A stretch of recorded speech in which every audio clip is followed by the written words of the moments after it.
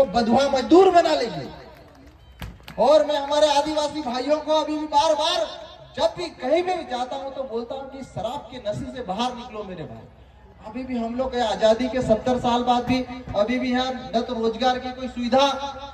आप बताओ, संविधान में बाबा साहब अम्बेडकर ने बराबरी की बात कही, आर्थिक बराबरी की, लेकिन आज भी हम आजादी के 70 साल बाद भी अभी भी 100 साल पीछे चल रहे हैं शहर की तुलना में। आज भी हमारा समाज का व्यक्ति महुए की दारू हंडिया पीकर अभी भी नशे में डूबा हुआ है। अभी उसको पता ही नहीं कि हमारे साथ क्या हो रहा है। अभी हमारे बुंदेलखंड के साथी लोग आए हुए मेरे पास, कुछ दिन पन्ना जिले के कुछ आदिवासी भाई आए। मैंने कहा देखो, हमारे पास जीने के लिए या तो मरो या मारो, कोई विकल्प नहीं बचा। अगर आप संघर्ष नहीं करोगे तो जमीन में कहां चले जाओगे पता ही नहीं चलेगा, क्योंकि यहाँ से विस्थापित करेगी सरकार, हटाएगी तुमको। बड़े बड़े शहर में दिल्ली, भोपाल, मुंबई जैसे शहर में जाओगे तो वहां मच्छर तुमको डेंगू मलेरिया से मार देगा, और वहां पे मार देगा और कुत्ते की मौत मारे जाओगे। इससे अच्छा कम से कम लड़ के मरेंगे तो इतिहास में दर्ज किया जाएगा कि हमारे आदिवासी समाज ने बिरसा मुंडा की तरह लड़ा, टंट्या भील की तरह लड़े, गुंडाधुर की तरह लड़े, सिद्धू कानू की तरह लड़े।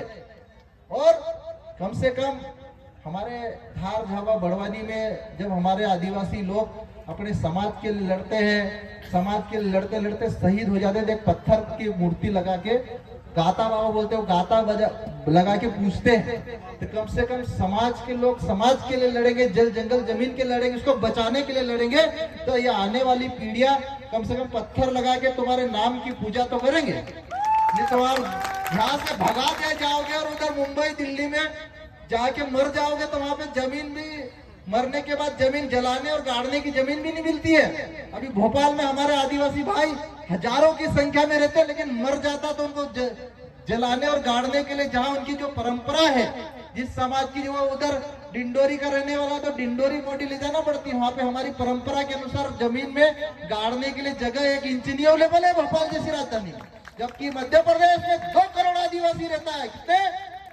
2 करोड़ आदिवासी। लेकिन ये समाज एकजुट नहीं है। हमने पिछले 10 साल से संघर्ष किया। आज जयेश के माध्यम से हमने भील, भिलाला, पटलिया, बारेला, मुंडा, संथाल, उरांव, प्रदेश के 700 आदिवासी जातियां है, उपजातियां समुदाय है, जो आज अलग अलग जातियों में बटा, उसको एक करने का काम किया है। और आज जयेश के माध्यम से एक लाइन लिख दी जाती सोशल मीडिया पे तो प्रदेश की राजधानी में हेडलाइन बन जाती है। जयेश की ताकत है मेरे भाई। आज आदिवासियों के लिए कौन लड़ रहा है?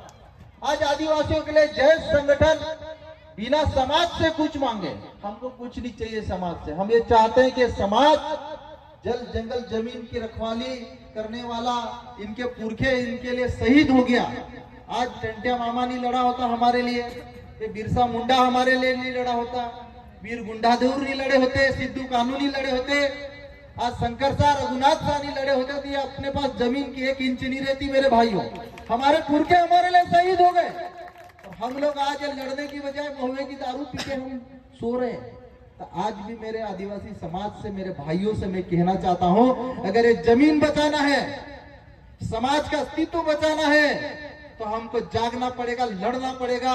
चाहे शहीद हो जाएंगे, चाहे मर मिट जाएंगे, लेकिन इस जल जंगल जमीन नहीं छीनने देंगे हम सरकार को। मेरे भाइयों, ये लड़ाई जब तक ये समाज एकजुट नहीं होगा, अभी हम लोग बोर्ड अलग, भील अलग, भिलाले अलग, मुंडा अलग, संथाल अलग, उरांव अलग, इसी में हमारी लड़ाई चल रही है।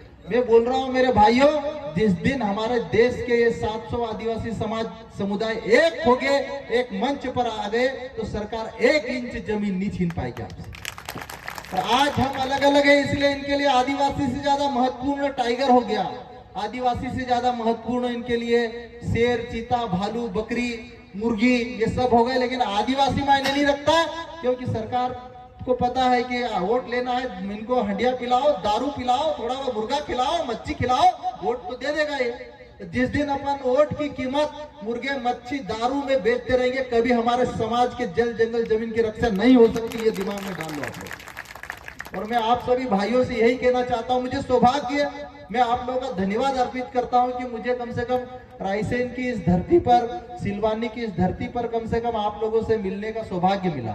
साथियों, आप लोगों को जगाने के लिए, आप लोगों की लड़ाई लड़ने के लिए। और आप लोग, मैंने पिछले कई, जब इस क्षेत्र में मुझे पता चल रहा था कि ये टाइगर पालने के लिए ये अफ्रीका से टाइगर ला रही, कहीं गुजरात से टाइगर ला रही।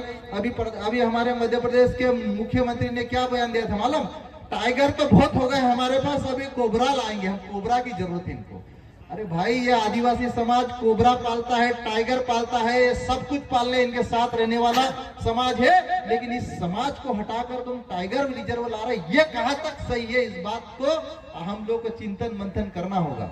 और मैं मध्य प्रदेश सरकार से भी ये कहना चाहता हूं कि आज आप लोगों को बताना चाहता हूं साथियों, कि मध्य प्रदेश में कम से कम 2000 आदिवासी गांवों को ये सरकार, मोदी सरकार और मोहन यादव सरकार हटाने की तैयार कर रही है। अभी बुंदेलखंड में केन बेतवा लिंक के नाम पर कई सैकड़ों गांव, आदिवासी गांवों को हटा रही सरकार। अभी हमारे धार, झाबा, बड़वानी में, मंडला, डिंडोरी में बांध परियोजनाओं के नाम पर सैकड़ों गांवों को हटा रही सरकार। उधर कहीं मंडला में सोना मिला, सिंगरौली में सोना मिला, उधर ग्रेफाइट मिला, बैतूल में यूरेनियम मिला। ये सब खनिज जो है आदिवासियों की धरती के नीचे है। और सरकार को ये 10% विकास दर ले जाने के लिए चाहिए खनिज। और समाज अगर एकजुट नहीं हुआ, महुए में डूबा रहा, तो तुम्हारा अस्तित्व